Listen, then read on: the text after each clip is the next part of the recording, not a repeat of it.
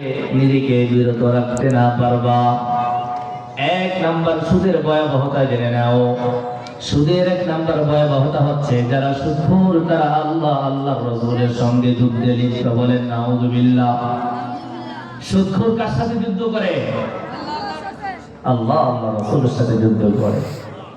এক নাম্বার ভয়াবহতা।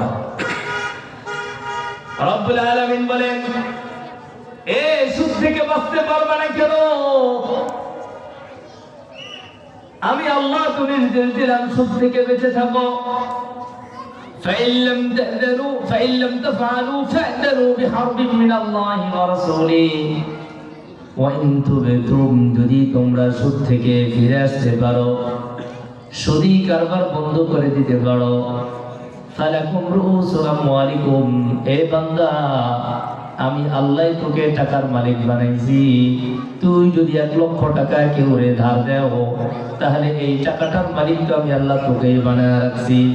এই 1 লক্ষ টাকা 1 কোটি টাকার মালিক তো আর কেউ না, তুই নিজেই থাকবি।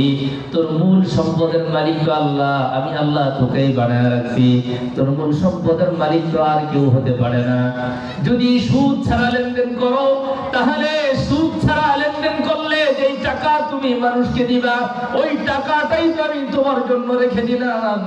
অক্ষুণ্ণ অবস্থায় তোমার টাকাটা তোমারই থাকবে। এ বান্দা, এরপরেও বলছি তুই সুদ থেকে ফিরে আসো।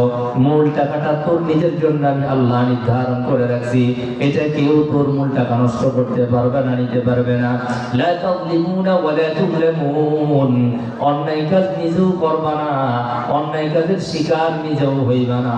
তুমি যদি জুলুম না করো, আল্লাহর পক্ষ থেকেও তোমার উপর কোনো জুলুম করা হবে না। সুদখোর জালেম, সুদখোর কে? জালেম। জালেমকে কে সাহায্য করে না?